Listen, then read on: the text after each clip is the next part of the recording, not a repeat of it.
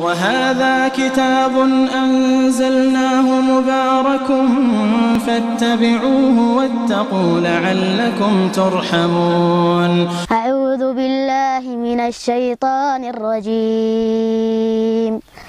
محمد رسول الله والذين معه أشداء على الكفار رحماء بينهم تراهم ركعا سجدا يبتغون فضلا من الله ورضوانا سيماهم في وجوههم من أثر السجود ذلك مثلهم في التوراة ومثلهم في الإنجيل كزرع أخرج شطأه فآزره فاستغلظ فاستوى على سوقه يعجب الزراع ليغيظ بهم الكفار.